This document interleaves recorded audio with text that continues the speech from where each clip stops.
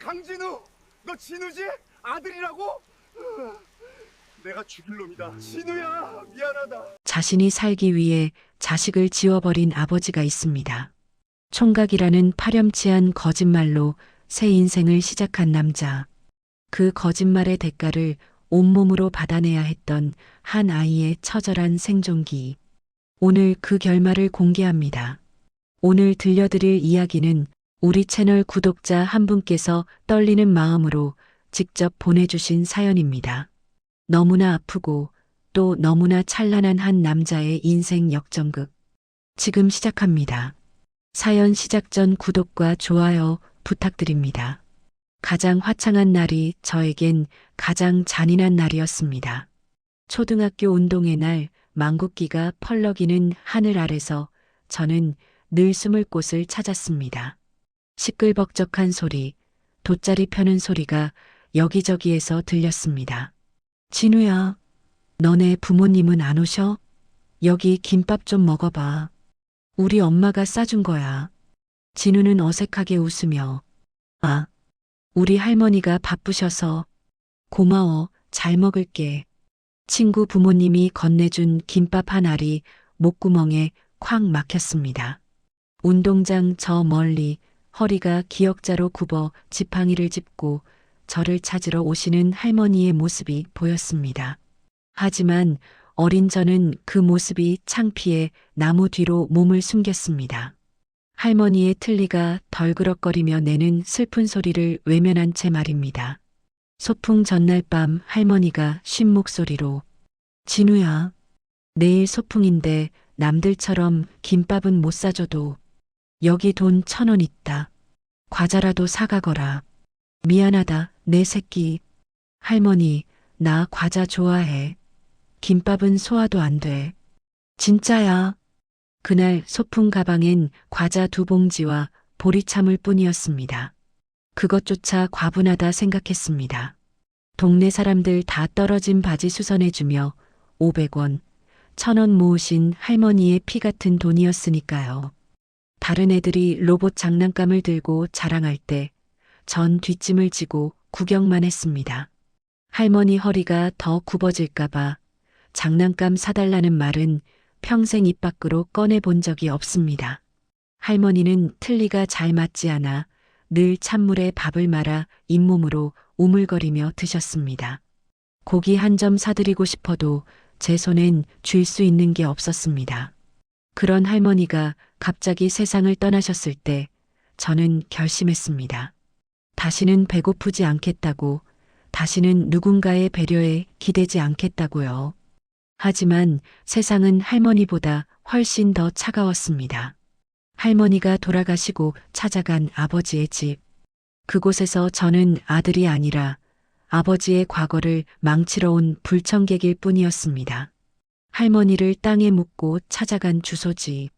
문을 열고 나온 건 화려한 옷차림의 새엄마와 어린 2아이였습니다. 그리고 그 뒤에 얼어붙은 채 서 있던 아버지. 그날 이후 제 인생은 한순간에 지워야 할 범죄 기록이 되었습니다. 그릇 깨지는 소리, 여자의 비명소리가 들리고 악을 쓰며 뭐 총각이라며 나랑 결혼할 때 총각이라면서 저 덩치 큰 애가 왜 내 아들이야. 당신 나를 속여도 유분수지. 남편이 비굴하게 빌면서 당신 진정해. 애가 갈 데가 없다고 해서 잠깐만 데리고 있으려는 거야. 진우는 속으로 얘기했다. 잠깐만 데리고 있다니요. 아버지에게 저는 피부치가 아니라 들켜버린 사기 결혼의 증거품일 뿐이었습니다. 아버지는 자신의 거짓말을 덮기 위해 저를 철저히 외면했습니다. 새엄마가 차갑게 밥 없어. 내가 들어오고 나서 우리 집 재운이 다 끊긴 거 알아? 양심이 있으면 내 입으로 들어가는 밥이 아깝지도 않니? 아줌마, 저 배고파요. 학교 끝나고 아무것도 못 먹었어요. 어디서 아줌마래. 너 같은 놈 밥 먹여주는 걸 감지덕지해. 너 이번 달 알바비 받았지? 내놔. 그 돈 모아서 내 의붓동생들 나중에 대학 보내고 결혼까지 시켜야 할 거 아냐? 그게 내가 이 집에 붙어 있는 값이야. 나가. 당장 나가서 돈 벌어오라고. 방문이 열리며 아버지가 들어온다. 진우는 울먹이며 아버지. 저 너무 힘들어요. 아줌마가 제 돈 다 뺏고 밥도 안 줘요. 신문을 펼치며 시선을 피한다 진우야. 내가 좀 참아라. 내가 새엄마한테 지은 죄가 많아서 그래. 내가 돈 잘 벌어다 주면 집안 조용해지잖니.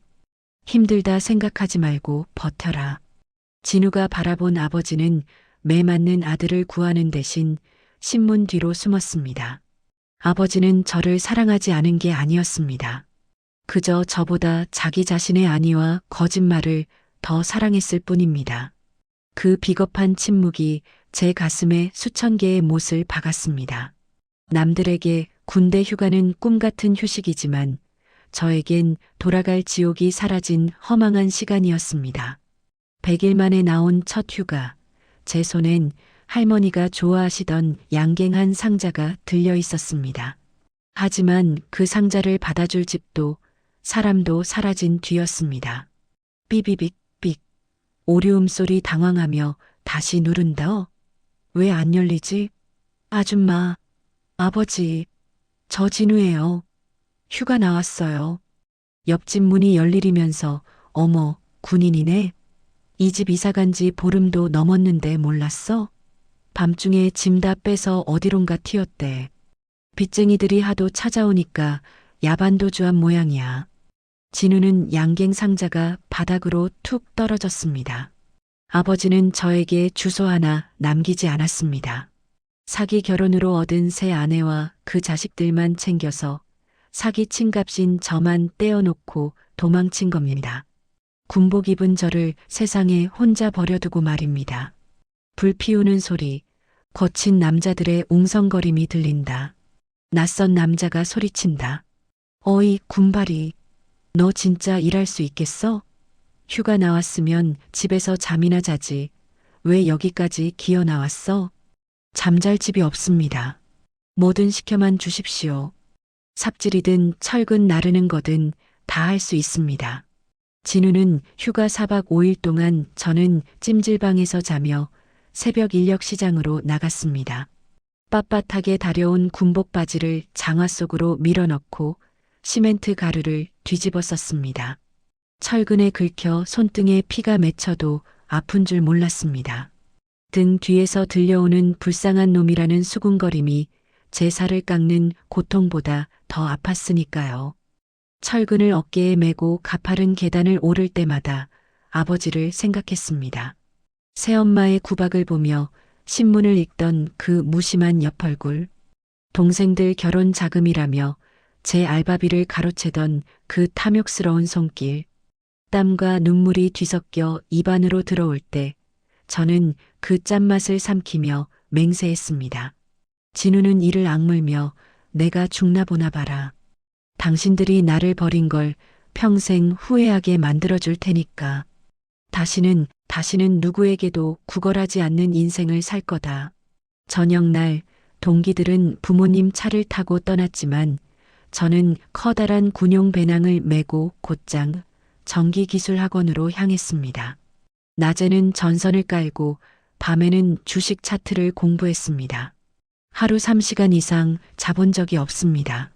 밥솥이 비어있던 그 추운 집으로 다시 돌아가지 않기 위해 저는 스스로를 숫자의 감옥에 가뒀습니다. 진우 씨에게 세상에서 가장 두려운 단어는 가족이었습니다. 남들에겐 안식처인 그 단어가 그에겐 뼛속까지 파고드는 한기였으니까요. 그런 그에게도 봄날 같은 사랑이 찾아왔었습니다. 진우의 여자친구 수진이 말을 건넵니다. 진우 씨, 우리 만난 지 벌써 3년이야. 이제 우리 부모님들 모시고 인사드려야 하지 않을까? 나 당신이랑 예쁜 집에서 같이 아침 먹고 싶어. 진우는 찻잔을 만지작거리며 시선을 피한다. 수진아, 나는 지금 이대로도 좋은데 그냥 우리 이렇게 예쁘게 만나면 안 될까? 수진이 실망하며 말을 건넨다. 결혼이 싫은 거야? 아니면 내가 싫은 거야? 왜 결혼 얘기만 나오면 말을 돌려? 나도 이제 확신이 필요해. 차마 입이 떨어지지 않았습니다. 내 결혼식 화주석엔 나를 버리고 도망간 아버지가 앉아야 할지, 나를 괴롭히던 새엄마가 앉아야 할지, 아니면 텅 빈 의자만 덩그러니 놓여야 할지, 하객들이 수군대는 소리가 벌써 귀를 찌르는 것 같았습니다. 신랑 부모님은 왜 안 계신데? 그 한마디가 무서워 사랑하는 여자를 잡을 수가 없었습니다. 진우는 결혼식장에 홀로 서 있을 제 모습 위로 평생을 미싱질하다 고기 한 점 못 드시고 떠나신 할머니의 영정 사진이 겹쳐 보였습니다. 진우는 단호하게 하지만 떨리는 목소리로 수진아, 미안해. 나는 누군가의 남편이 될 자격이 없는 사람이야.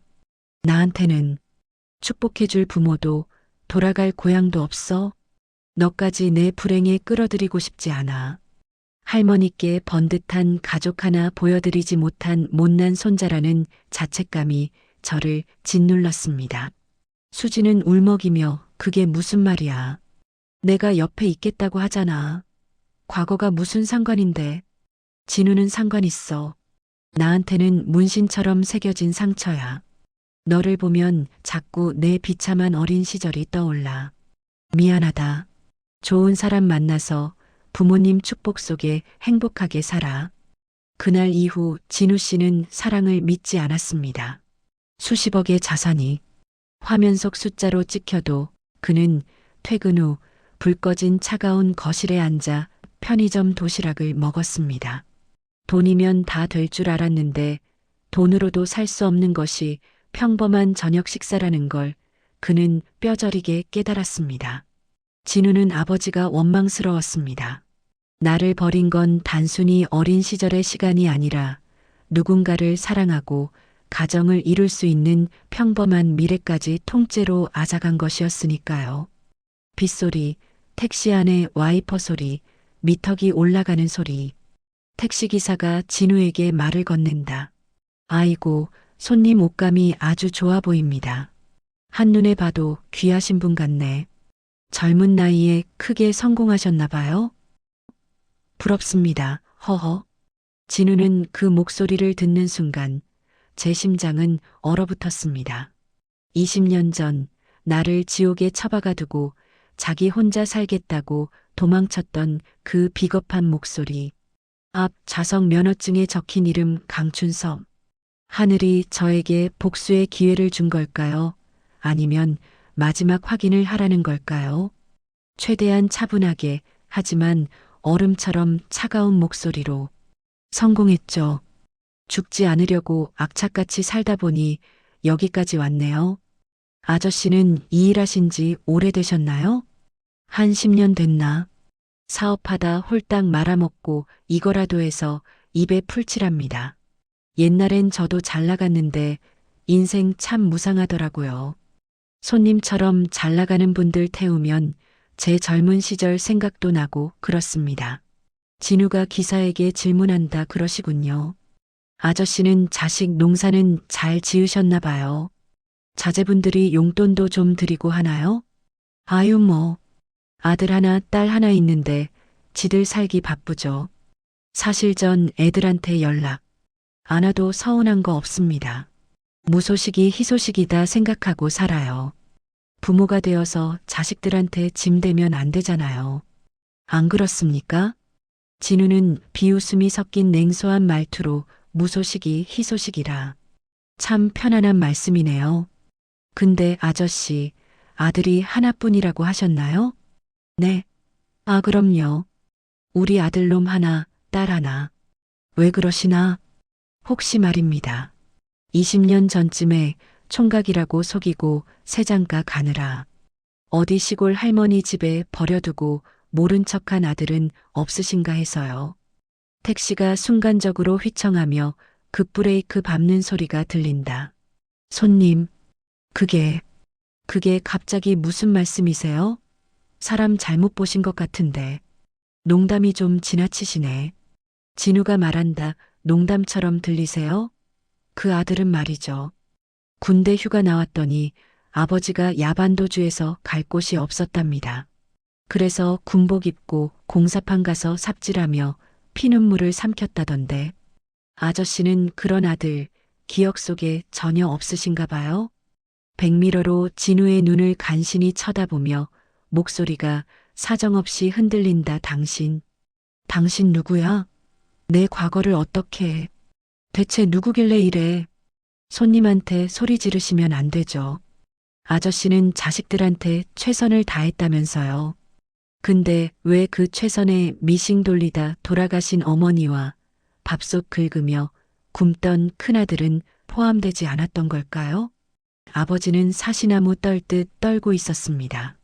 저를 알아보는 공포가 아니라 자신의 추악한 비밀이 탄로난 것에 대한 공포였죠. 그 비겁한 눈빛을 보니 지난 20년의 한이 오히려 차갑게 식어내리는 기분이었습니다. 여기 세워주세요.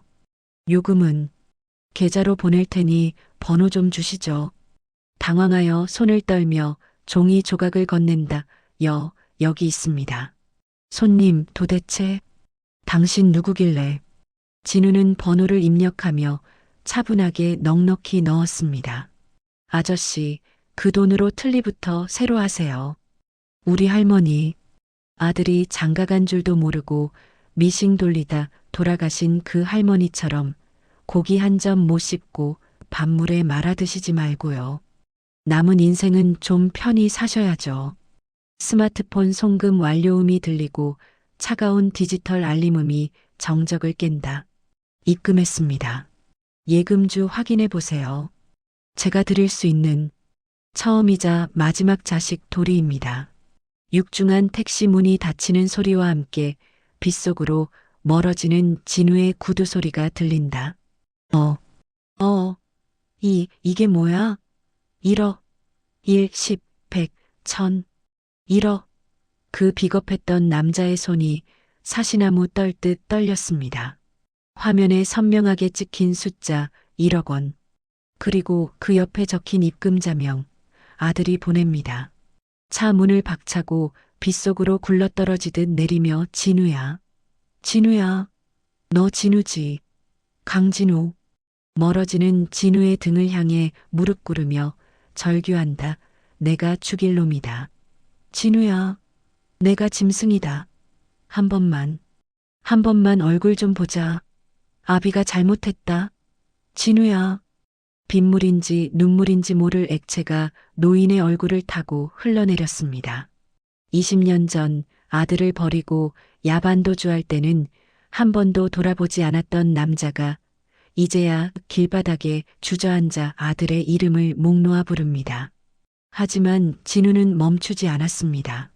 진우는 빗속을 걸으며 속으로 삼켰습니다. 아버지, 당신이 울부짖는 지금 이 빗소리가 제가 군복 입고 공사판에서 밤새 들었던 그 빗소리보다 더 아픈가요? 저는 이제 당신을 용서하지 않음으로써 비로소 저 자신을 용서하려 합니다.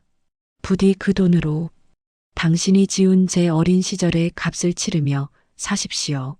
아버지는 통곡했지만 아들은 끝내 뒤를 돌아보지 않았습니다. 1억 원. 그것은 누군가에겐 거액의 돈이었겠지만 진우 씨에게는 평생 가슴을 짓눌렀던 가난과 자신을 부정했던 아버지로부터 완전히 해방되는 자유의 몸값이었습니다. 빗소리에 씻겨 내려가는 것은 아버지의 눈물만이 아니었습니다. 낡은 미식 옆에서 울던 3살 꼬마의 상처도, 텅 빈 밥솥 앞에서 배고픔을 견디던 소년의 서러움도 이제는 긴 작별을 고합니다. 진우 씨는 비로소 세상에서 가장 따뜻한 집으로 향하는 발걸음을 옮깁니다. 오늘 들려드린 진우 씨의 이야기가 여러분의 가슴에는 어떤 울림으로 남았나요? 세상에는 우리가 다 헤아릴 수 없는 아픈 사연들이 참 많습니다. 하지만 진우 씨처럼 그 아픔을 딛고 일어서서 자신만의 인생을 당당히 읽어가는 모든 분들을 저희 채널은 진심으로 응원합니다. 오늘 이 사연이 잠시나마 여러분의 마음을 어루만져 드렸다면 구독과 좋아요로 따뜻한 마음을 나눠주세요. 여러분의 응원은 누군가에게 다시 일어설 수 있는 큰 힘이 됩니다. 저희 채널은 앞으로도 우리네 이웃들의 가슴 뜨거운 실화와 잊지 못할 인생의 순간들을 정성껏 담아내겠습니다. 삶이 고단하고 외로울 때 언제든 다시 이 자리에 찾아와 주세요.